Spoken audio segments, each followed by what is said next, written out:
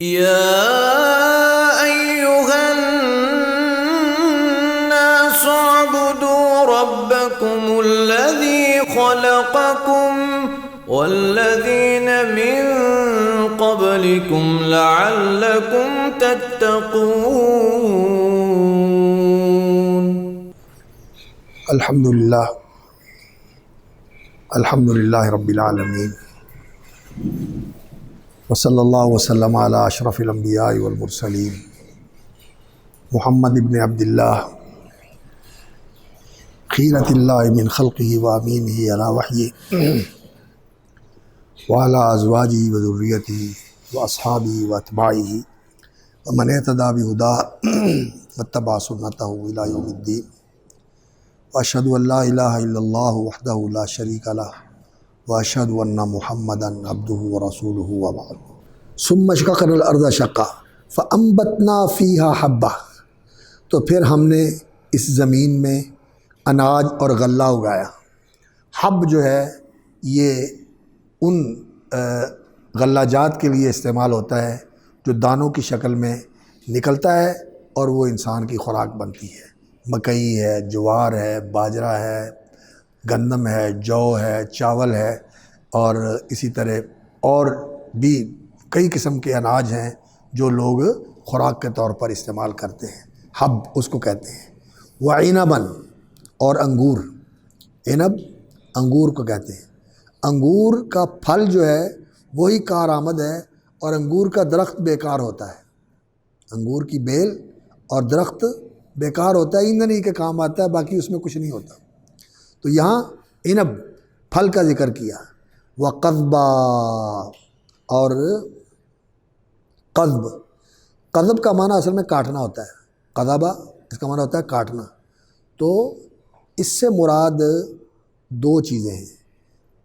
ایک تو قضب سے مراد وہ سبزیاں ہیں، ترکاریاں ہیں جو اترتی رہتی ہیں اور نئی ان کی جگہ پر آتی رہتی ہیں، جیسے کھیرا ہے، جیسے تر ہے، اور کریلے ہیں، کدو ہیں، ٹماٹر بھی ہیں۔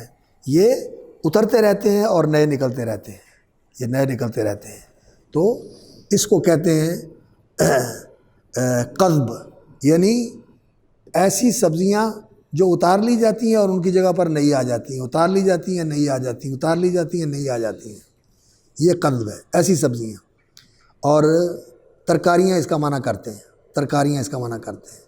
اور جانوروں کے لیے قضب وہ چارہ ہے جیسے برسیم ہوتی ہے، برسیم کہتے ہیں کہ برسیم کہتے ہیں، چارہ شٹالہ بھی کہتے ہیں اس کو، لوسن بھی کہتے ہیں۔ لوسن تو وہ قسم ہے، ایک لوسن ہے، ایک شٹالہ ہوتا ہے، برسیم ہوتا ہے۔ اور اسی طرح کے اور بھی آج کل ایک اور آیا ہوا ہے جو ایک دفعہ لگا دیتے ہیں اور پھر وہ اترتا ہی رہتا ہے، اس کو کاٹتے رہتے ہیں اور اس کے پتے نکلتے ہی رہتے ہیں۔ ایک نیا قسم کا جو ہے نا چارہ آیا ہوا ہے۔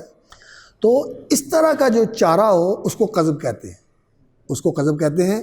کاٹتے رہیں اور وہ نکلتا رہے، کاٹتے رہیں اور وہ نکلتا رہے، اس کو قضب کہتے ہیں۔ تو بندوں کے لیے ترکاریاں اور جانوروں کے لیے سبز چارہ، جانوروں کے لیے سبز چارہ۔ یعنی اللہ رب العزت نے صرف انسان کے کھانے کے لیے ہی یہ انتظام نہیں کیا کہ انسان اناج کھا لے اور ترکاریاں سبزیاں کھا لے۔ انسان کی خوراک میں اللہ رب العزت نے جانور بھی شامل کیے ہوئے ہیں۔ ان کا گوشت بھی کھاتا ہے، ان کا دودھ بھی پیتا ہے، ان کے بالوں سے بھی فائدہ اٹھاتا ہے، اور ان کی ہڈیوں سے بھی فائدہ اٹھاتا ہے، ان کے چمڑے سے بھی فائدہ اٹھاتا ہے، ان کے گوبر سے بھی فائدہ اٹھاتا ہے۔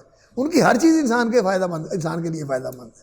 تو اللہ رب العزت نے انسان کے فائدے کے لیے یہ جانور بھی پیدا کیے ہیں، متاع لکم ولانعامکم، جیسے آگے اللہ رب العزت نے فرمایا۔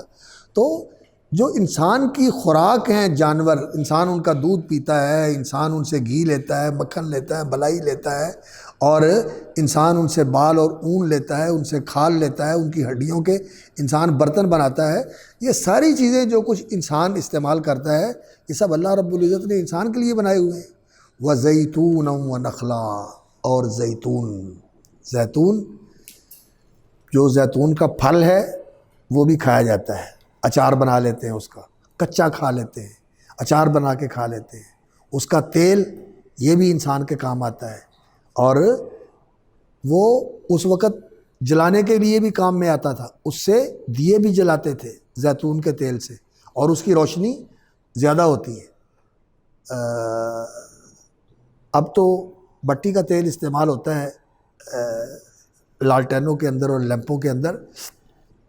پہلے زمانے میں ہم چھوٹے ہوتے تھے تو مسجد میں دیکھا کرتے تھے دیے رکھے ہوتے تھے، اور ان میں سرسوں کا تیل ڈالتے تھے، اور تو وہ روئی کی بتی بنا کر اس میں رکھی ہوتی تھی، اور وہ اوپر کر کے جو ہے نا وہ ہلکی سی اس کا شعلہ جو ہے نا اتنی روشنی کہ بس بندے کو پتہ چل جاتا تھا کہ رخ کیا ہے، بچھا ہوا ہے کہ نہیں بچھا ہوا، اتنی روشنی انسان کے لیے کافی ہوتی تھی۔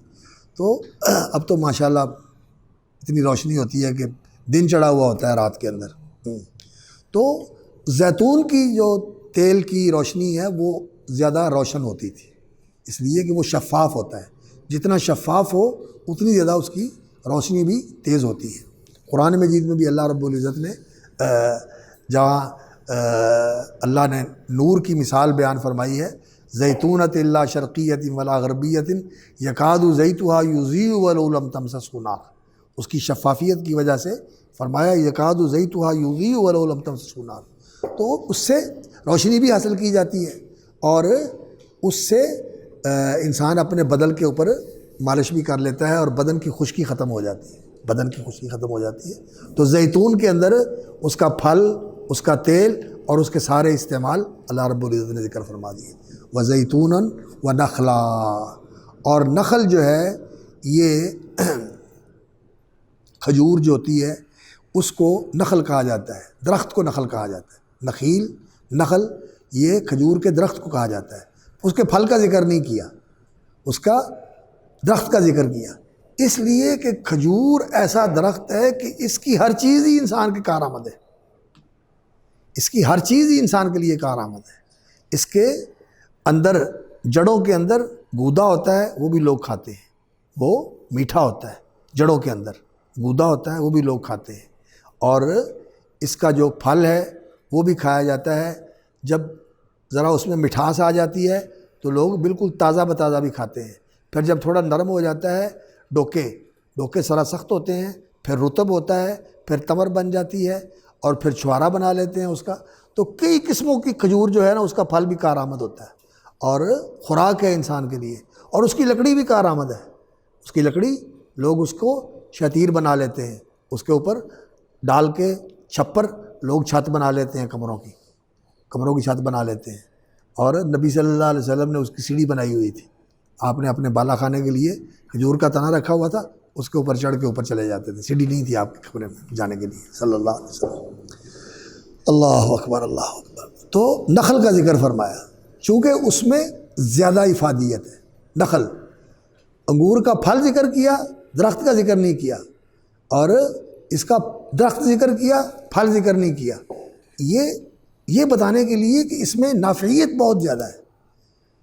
وحدائق غلبا، اور باغات گھنے، اغلب اور غلبا، غلب اس کی جمع ہے، اغلب کہتے ہیں اس شیر کو جس کی گردن موٹی ہوتی ہے، موٹی گردن والے شیر کو کیا کہتے ہیں؟ اغلب،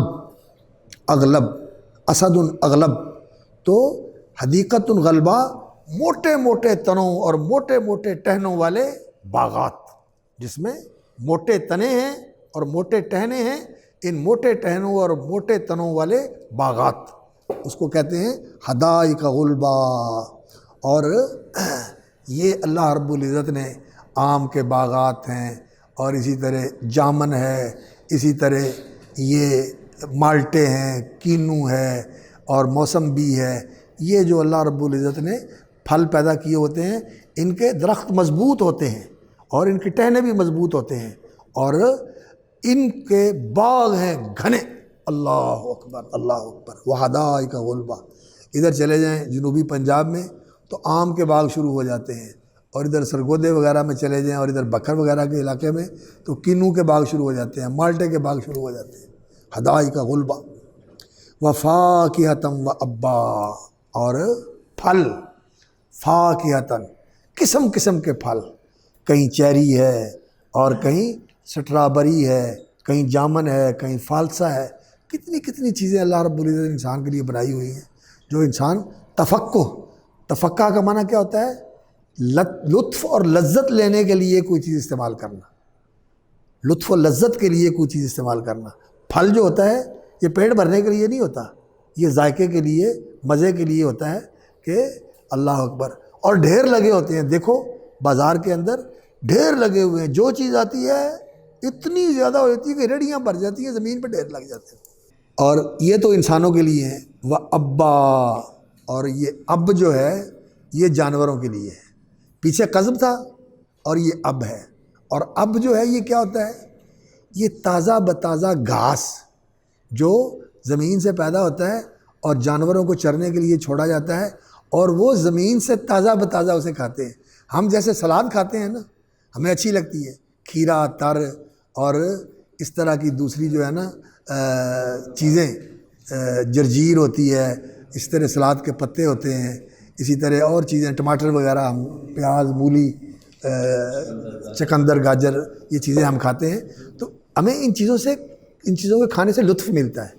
انہوں نے گوشت چھوڑ کر یہ کہا تھا کہ ہمیں یہ چاہیے، من بقلیہ و قصائیہ، گوشت سے اکتا گئے تھے، انہوں نے کہا دال چاہیے اور یہ ترکاری چاہیے۔ تو یہ چیزیں انسان کے لیے بڑی جو ہے نا لذت والی چیزیں ہیں، پیچھے ان کا ذکر فرمایا۔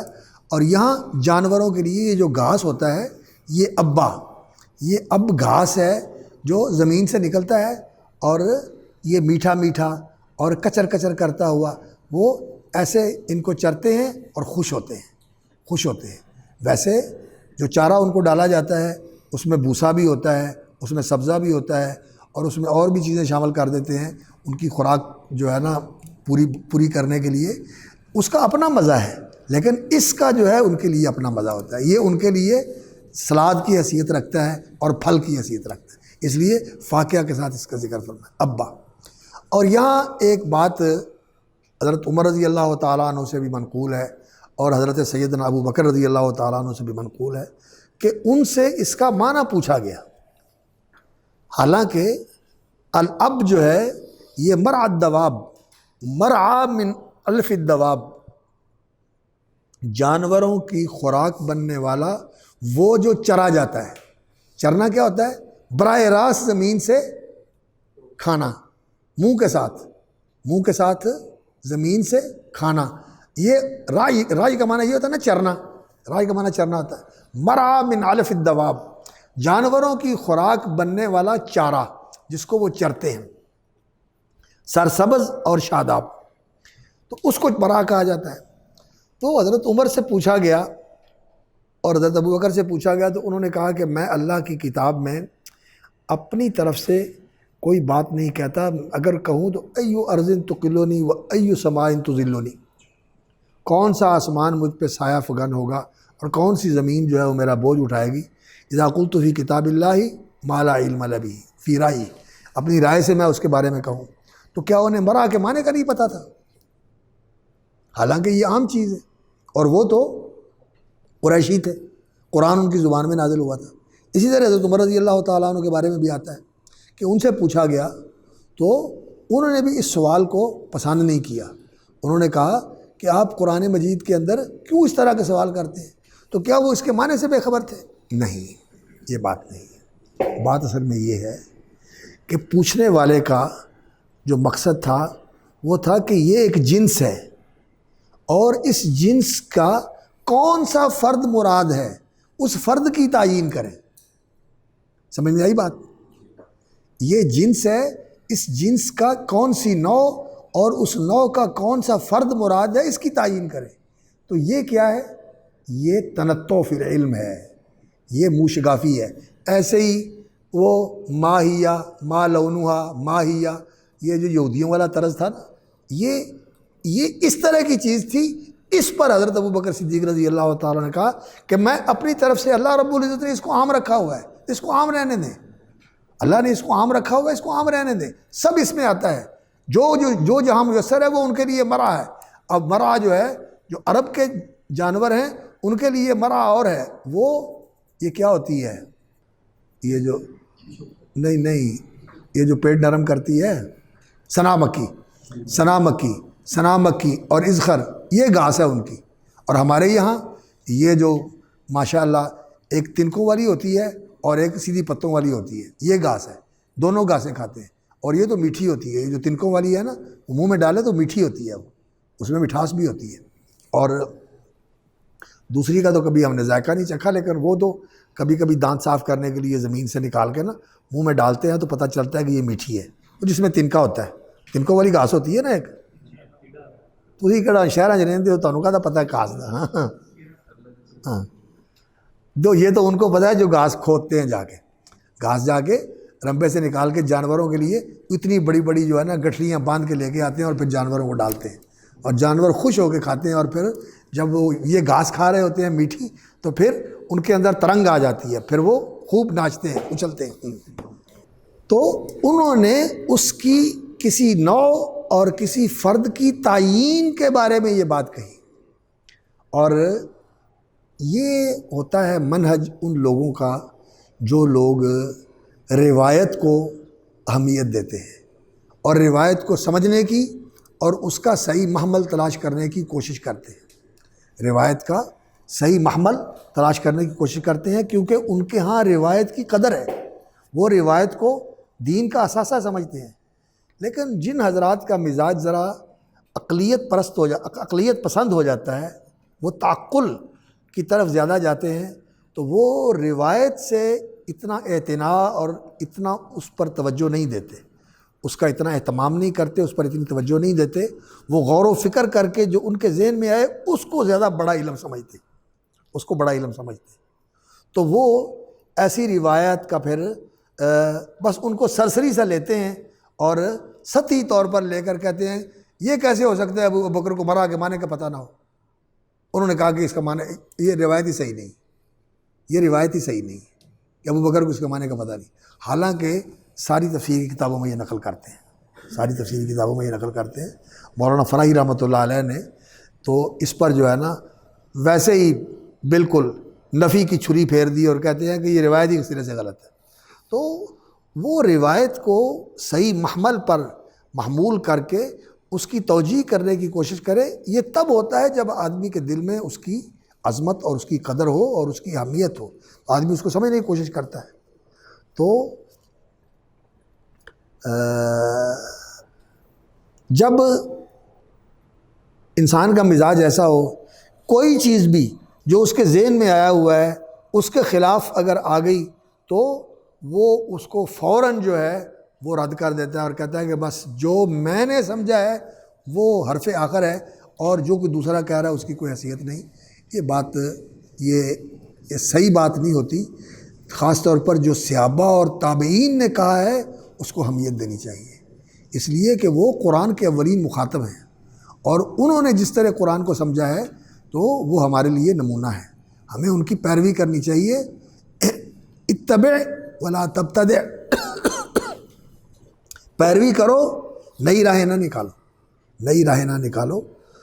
اللہ اکبر۔ متاع لکم ولانعامکم، یہ سب نفع رسانی ہے اور فائدہ اور منفعت کے لیے ہے تمہارے لیے، لکم متاع لکم، یہ نفع رسانی ہے تمہارے لیے، ولانعامکم، اور تمہارے چوپایوں کے لیے بھی۔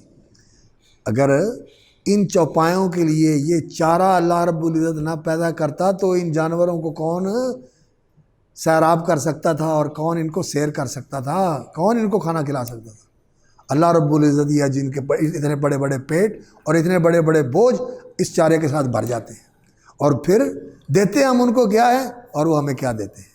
دودھ دیتے ہیں۔ اللہ اکبر، اتنی اچھی خوراک دیتے ہیں، پھر ان کا گوشت کھاتے ہیں، اور پھر ان کی جسم کی ہر چیز کو استعمال کرتے ہیں، ان کا گوبر اور پیشاب بھی استعمال ہوتا ہے، اور ان کی ہڈیاں اور ان کا گوشت بھی استعمال ہوتا ہے، اور ان کی کھال اور ان کے بال بھی استعمال ہوتے ہیں۔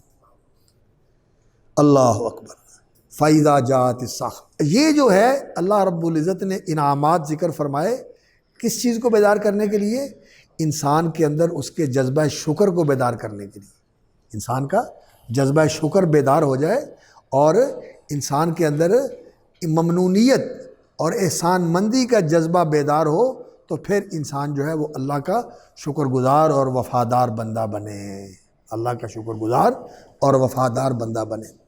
یہ ایک تو اس جذبے کو بیدار کرنا ہے اور دوسرا یہ بتانا ہے کہ یہ بندوبست جو اتنا عظیم اور اتنا وسیع کیا ہوا اللہ رب العزت نے، یہ صرف اس لیے ہے کہ تم دلتیاں جھاڑتے رہو، نعوذ باللہ اللہ رب العزت کی نافرمانیاں کرتے رہو، اللہ رب العزت کی ناشکریاں کرتے رہو، یہ نعمتیں کھا کھا کے اسی کی بغاوت کرو، اسی کے سامنے اسی کی ساری دی ہوئی چیزیں. ایسے نہیں ہو سکتا. اس کے لیے پھر ایک یوم الدین رکھا ہوا ہے، ایک یوم الحساب رکھا ہوا ہے، جب ایک ایک نعمت کے بارے میں پوچھا جائے گا. لَتُسْأَلُنَّ يَوْمَئِذٍ عَنِ النَّعِيمِ، ایک ایک نعمت کے بارے میں پوچھا جائے گا اور ایک ایک چیز کا حساب دینا پڑے گا. عن عمرہ فیما افناہ وعن شبابہ فیما ابلاہ وعن مالہ من این اکتسبہ وفیما انفقہ وعن علمہ ماذا عمل فیما علم. اللہ رب العزت نے ایک ایک چیز کے بارے میں پوچھنا ہے. وہ دن آنے والا ہے، وہ دن آنے والا ہے. اللہ اکبر. تو اللہ رب العزت نے ان کو جھنجھوڑا ہے اور اس دن کے لیے ان کو آگاہ کیا ہے اور پھر آگے اس دن کا ذکر فرما دیا.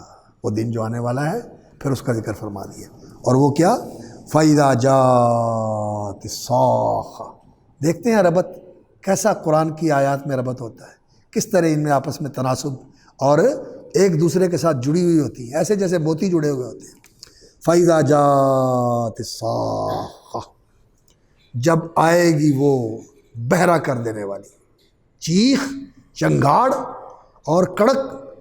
جب نفخ فی الصور فصعق من فی السماوات والارض نفخۃ الصاق، جس وقت پھونکا جائے گا تو اس وقت کی جو کیفیت ہے اس کو بیان فرمایا.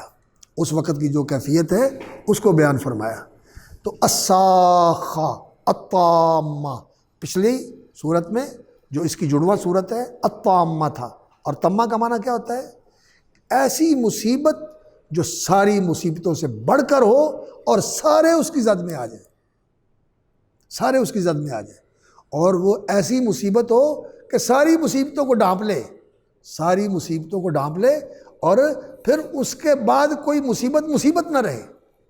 سب سے بڑی مصیبت وہ ہے. ساری مصیبتیں بھول گئی، اس نے سب کو دفن کر دیا، سب کو بلا دیا. اب سب سے بڑی یہ ہے، اور سب سے بڑی بھی ہے کہ سب کو بلا دینے والی، اور اس سے بچا بھی کوئی نہیں ہے. یہ سب کو شامل ہے اور سب پہ طاری ہے اور سب پہ حاوی ہے. سارے اس مصیبت میں گرفتار ہیں. دنیا میں تو مصیبتیں آتی ہیں، سیلاب آیا، بعض علاقوں میں بعض علاقے بچے ہوئے ہیں، بیماری آئی، بعض علاقوں میں بعض علاقے بچے ہوئے ہیں، کچھ لوگ مصیبت زدہ ہیں، کچھ لوگ بچ گئے. لیکن وہ ایسی ہے تمہ، اما و تمہ، عام ہے اور سب کو شامل ہے اور پچھلی ساری مصیبتوں کو اور دوسری ساری مصیبتوں کو بلا دینے والی. وہ تامہ. اور یہاں الصاخہ، وہ ایسی چیخ ہوگی اور ایسی گرج اور ایسی گھن اور گرج ہوگی جب برپا ہوگی وہ اس نفخے کی وجہ سے. صاخہ، سخہ کا معنی ہوتا ہے کان کے اوپر اس طرح پڑے کہ کان بہرا ہو جائے. جب آواز شدید ہوتی ہے تو شدید آواز کی وجہ سے بھی کان بہرے ہو جاتے ہیں. زوردار دھماکہ ہو نا، زوردار دھماکہ ہو بہت زیادہ اونچی آواز کے اندر، تو انسان کی قوت سماعت متاثر ہوتی ہے. ایک دفعہ کانوں کو ایسے لگتا ہے جیسے میری سماعت ختم ہو گئی، اور اگر بہت زیادہ زوردار ہو تو پھر تو انسان کے کان ویسے ہی بہرے ہو جاتے ہیں جب سماعت چلی جاتی ہے انسان کی. تو صاخہ یعنی کانوں پہ اس کی آواز جب پڑے گی، گھن، گرج، چیخ، اور پھر اس کے ساتھ جو شور اور ہنگامہ اور غل اور غپاڑا برپا ہوگا تو اس سے پھر کان جو ہیں بہرے ہو جائیں گے. صاخہ، کانوں کو بہرے کر دینے والی وہ چیخ، اللہ اکبر، اپنی شدت کی وجہ سے کان بہرے کر دے گی. جاءت الصاخہ یوم یفر المرء من اخیہ، جب وہ صاخہ آئے گی تو پھر اس دن کیا ہوگا؟ ہر انسان جو ہے، یہ جو آگے ظرف کے ساتھ بیان کیا گیا ہے، یہ منظر ہے اس دن ہر انسان کے سامنے، یہ منظر آنکھوں کے سامنے ہوگا اور ہر شخص جو ہے وہ اس حالت سے دوچار ہو جائے۔